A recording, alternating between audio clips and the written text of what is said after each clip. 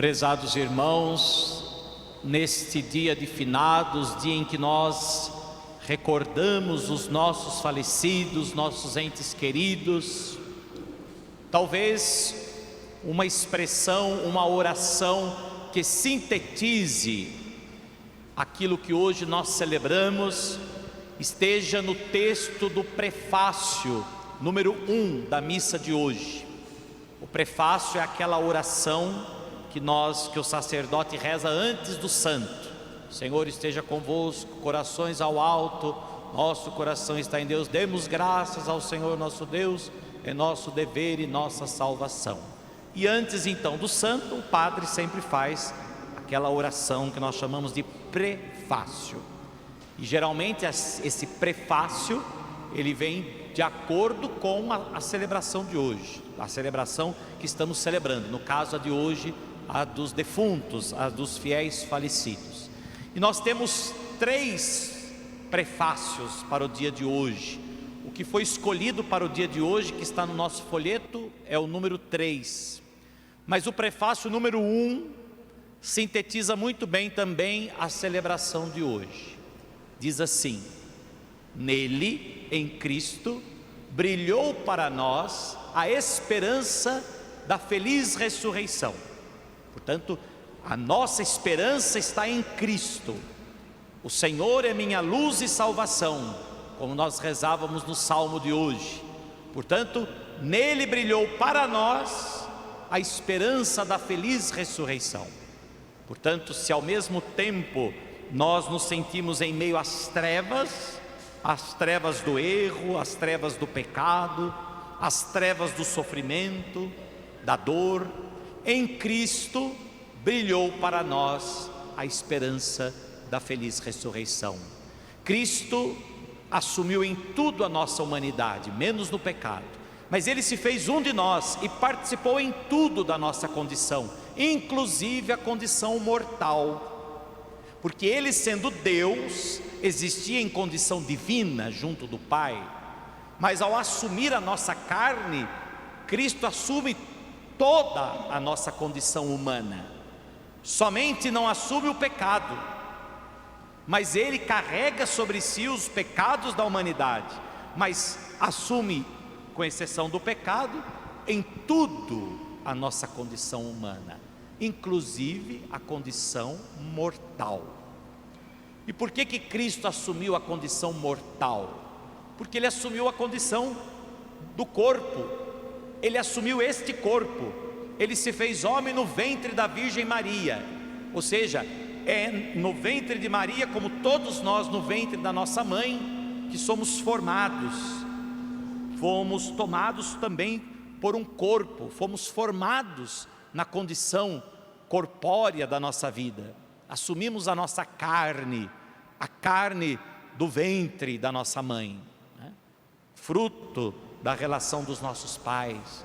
Portanto, Cristo assumiu também em tudo a condição humana, até mesmo o corpo e a consequência natural do corpo, que é a morte. Portanto, a morte é uma condição própria da natureza humana, e Cristo, assumindo a condição humana, também morreu, também passou pela morte, mas não deixou de ser Deus, porque Deus não morre. O que morre é o homem. Portanto, em Cristo existia 2 naturezas, humana e divina, mas não separadas. Portanto, se a humanidade padece, em Deus ela encontra a imortalidade. Se o corpo se decompõe, em Deus ele alcança a ressurreição. Foi isto que Cristo nos deu com a sua ressurreição. Por isso São Paulo diz: se Cristo não ressuscitou, vã é a nossa fé. Se Cristo não ressuscitou, nós também não ressuscitaremos. Se Cristo não ressuscitou, do que adianta esta vida, se no fim nós acabaremos no fim, se não haverá um sentido, se não haverá uma imortalidade, porque Ele é Deus, Ele é imortal, Ele é divino, Ele é eterno, portanto Ele está para além do tempo. Portanto, Cristo entra no tempo para nos tornar eternos. Cristo entra no tempo, assume a nossa condição humana para nos elevar à sua condição eterna, divina, imortal. Portanto, nele brilhou para nós a esperança desta ressurreição, a ressurreição em Cristo. E continua o prefácio: se a certeza da morte nos entristece, a promessa da imortalidade nos consola. Meus irmãos, a morte é triste, né?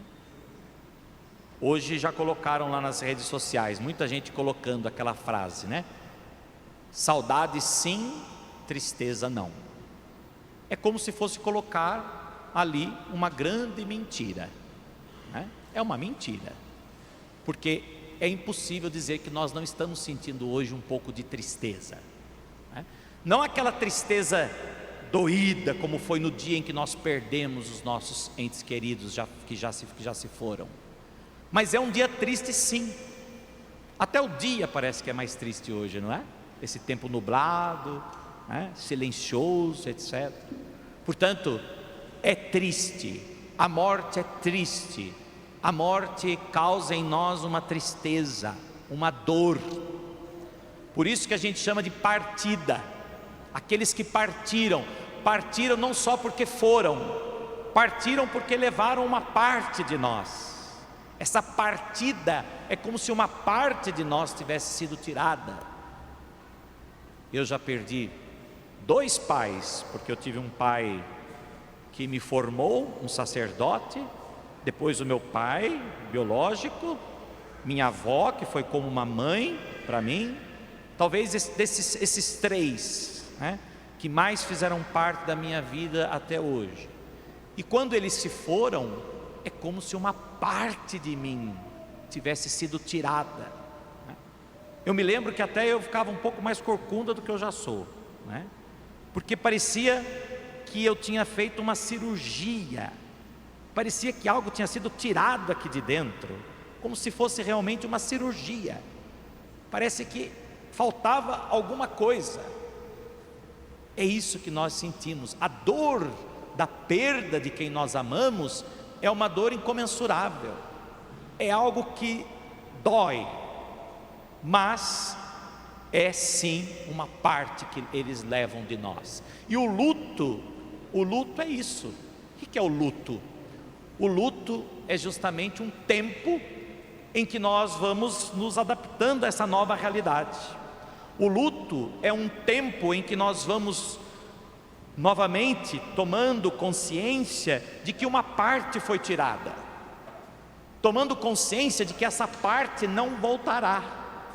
Essa parte que foi tirada para sempre, ela não volta. Portanto, a certeza da morte nos entristece sim. A certeza da morte nos traz dor, sofrimento, saudades, porque não veremos mais, não nessa condição física, nessa convivência, né? Portanto, muita gente sofre porque não tem mais essa convivência. Talvez no futuro muitos não vão sentir mais isso, porque hoje as pessoas convivem pouco. As pessoas convivem mais pelo celular. As pessoas, né? Antigamente alguém viajava para outro país, nossa, que alegria era quando receber uma carta, era quando a gente recebia a carta de alguém que estava viajando longe, né? Hoje não, hoje você conversa com todos os dias com a pessoa ali, né? Mas se ao mesmo tempo a tecnologia evoluiu tanto, ao mesmo tempo também parece que as pessoas estão cada vez mais distantes. Tem gente que conversa com o outro pelo WhatsApp dentro da casa, né? Então talvez o futuro não sentirá tanto como nós que ainda viemos de outras gerações sentimos, porque o luto é aprender justamente a conviver com a ausência daquela pessoa. E portanto, diz o prefácio, se a certeza da morte nos entristece, pois tanto a morte nos causa sim uma tristeza, a promessa da imortalidade nos consola. E aí nós olhamos para as leituras de hoje e vemos que todas as leituras há uma promessa, a promessa de Deus, a promessa da imortalidade. A primeira leitura, tirada do livro do profeta Isaías, o profeta fala em nome de Deus ao povo que havia atravessado pelo exílio, ao povo que havia atravessado pela morte, que havia perdido muitas pessoas, como as guerras que nós estamos vendo por aí, essas pessoas que estão voltando, essas pessoas que estão conseguindo escapar, mas que deixaram lá certamente alguns, deixaram os corpos dos seus entes queridos, nem sepultar o corpo dos seus entes queridos eles podem, muito pelo contrário, precisam fugir, precisam como que nem, ou sentir como se o outro nem existisse, porque se pensarem, devem ficar enlouquecidos. Aliás, a guerra deixa sempre um trauma muito grande. Imaginemos o sofrimento dessas pessoas. Pois bem, esse povo aqui da primeira leitura também estava passando por isso. Mas o Senhor disse, o Senhor fez uma promessa: Ele removerá neste monte a ponta da cadeia que ligava todos os povos, a ponta da cadeia que ligava todos os povos, a teia em que tinha envolvido todas as nações. O Senhor Deus eliminará para sempre a morte e enxugará as lágrimas de todas as faces, e acabará com a desonra do seu povo em toda a terra. Vamos alegrar-nos no Senhor e exultar no Senhor por nos ter salvo. É a promessa de Deus. Portanto, se a certeza da morte nos faz sofrer, a promessa de Deus nos consola. Ele eliminará a morte, Ele enxugará todas as lágrimas, Ele enxugará toda a dor, todo o pranto. Depois, a segunda leitura, mais uma vez, a promessa da carta de São João: caríssimos, desde já, desde agora, nós já somos filhos de Deus, porque Jesus assumiu a nossa condição humana, e Jesus, que é da mesma substância do Pai, Jesus que é Deus, assume o homem, e o homem se torna então filho de Deus no Filho Jesus Cristo. Nós não somos filhos consubstanciais ao Pai, não temos a mesma substância, como o filho não é da mesma substância, né, do pai e da mãe. Nós não somos filhos legítimos de Deus no sentido da natureza, mas nos tornamos filhos de Deus por meio de Jesus Cristo, através do nosso batismo. Portanto, já somos filhos de Deus, mas nem sequer se manifestou o que seremos. Ou seja, agora já é uma graça ser filho de Deus, mas ainda nem se manifestou o que seremos um dia. E o que seremos um dia? A promessa diz: sabemos que quando Jesus se manifestar como Deus, seremos semelhantes a Ele. Que semelhança é essa que nós temos com Jesus? Que semelhança é essa que nós teremos com Jesus? Agora já o somos filhos, mas nem sequer se manifestou ainda o que seremos. E quando Ele se manifestar, seremos semelhantes a Ele, porque o veremos tal como Ele é. Olha que promessa consoladora para este dia de hoje, meus irmãos. Nós um dia veremos Jesus tal como Ele é. Hoje nós o vemos sob o véu do sacramento. Hoje nós o vemos por detrás, né, do mistério. O vemos pela fé. Por detrás da palavra proclamada, é o próprio Jesus que está aqui falando, por detrás da palavra que está sendo proclamada, anunciada e pregada. É Jesus que está aqui por detrás da figura do sacerdote, Ele está presente na pessoa do sacerdote. É Jesus que se fará presente daqui a pouco por detrás do sacramento da Eucaristia.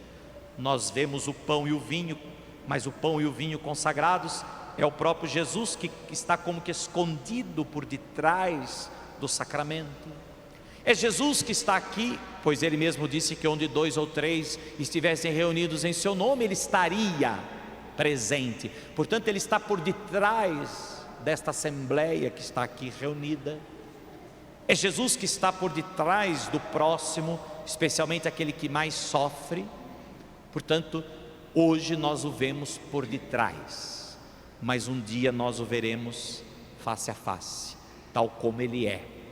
Essa é a promessa. Se a certeza então da morte nos entristece, a promessa nos consola. E por fim, o Evangelho. No Evangelho Jesus diz: eu desci do céu, não para fazer a minha vontade, mas a vontade daquele que me enviou. E esta é a vontade daquele que me enviou. Olha a promessa de Deus, que se realiza agora não mais pelos profetas, mas se realiza no próprio Filho. Meus irmãos, levemos para nossa casa hoje essa promessa: não para fazer a minha vontade, mas a vontade daquele que me enviou. E esta é a vontade daquele que me enviou. Guardemos isso no nosso coração, que eu não perca nenhum daqueles que Ele me deu, que eu não perca nenhum daqueles que Ele me deu, mas os ressuscite no último dia. Portanto, se a tristeza da morte nos consola, se a tristeza da morte é como se nós tivéssemos perdido aquele que nós amávamos, ou que nós amamos, porque ninguém deixa de amar ninguém, o amor é eterno. Portanto, aqueles que nós amamos, se parece que nós os perdemos, na verdade, eles foram encontrados. Na verdade, em Cristo, eles encontraram a imortalidade, a promessa de Jesus. Portanto, se é a certeza da separação, se é a certeza da morte, se a certeza desta partida nos entristece, nos faz sofrer, a promessa de Jesus, que nenhum deles se perca, nos consola. Pois esta é a vontade do meu Pai, que toda pessoa que vê o Filho e nele crê, tenha a vida eterna. A promessa de Jesus é que todos nós vivamos para toda a eternidade. Por isso, aqueles que se foram, eles não acabaram, mas eles estão em Deus para toda a eternidade. Portanto, continua o prefácio, Senhor, para os que creem, a vida não é tirada, mas transformada. A vida não é tirada, mas transformada. E desfeito esse corpo mortal, nos é dado no céu um corpo imperecível. Mas que corpo é esse, Padre? Não sei, ninguém sabe. Mas nós acreditamos que o dia em que for desfeito esse nosso corpo, nós receberemos um corpo glorioso, um corpo imortal. É a promessa de Jesus. Quando for desfeito esse corpo, nos é dado no céu um corpo imperecível. Esperamos então que aqueles que nós amamos, apesar de terem partido e terem levado uma parte de nós que hoje nos faz sofrer, que eles vejam a luz de Deus, que brilhe sobre eles a luz de Cristo, que a certeza da morte que nos entristece, que a promessa da imortalidade nos console, pois eles estão na imortalidade, e que esse corpo que foi desfeito aqui na terra e que nós sepultamos, que esse corpo, que eles possam agora alcançar esse corpo imortal. Por isso o sentido de visitar os cemitérios no dia de hoje, é justamente para lembrar que aqui foi desfeito o corpo mortal, mas eles estão vivos num corpo imortal, na imortalidade, em Cristo Jesus, nosso Senhor. Por isso, aqueles que partem, eles não acabam, eles apenas desaparecem diante desses nossos olhos. Certa vez, quando eu atravessei também o luto na minha vida, uma amiga me disse algo que eu achei bastante significativo e que eu agora digo também a vocês. Ela disse: aqueles que se vão é como um barco. Você está na beira da praia, e você observa o barco, e o barco vai indo até desaparecer. Você já não vê mais o barco, mas o barco continua inteiro. Você já não vê mais, mas ele continua inteiro, longe dos nossos olhos, mas inteiros. É exatamente isso que hoje nós estamos celebrando aqueles que já desapareceram diante dos nossos olhos, mas que continuam inteiros em Cristo nosso Senhor. Assim seja. Amém.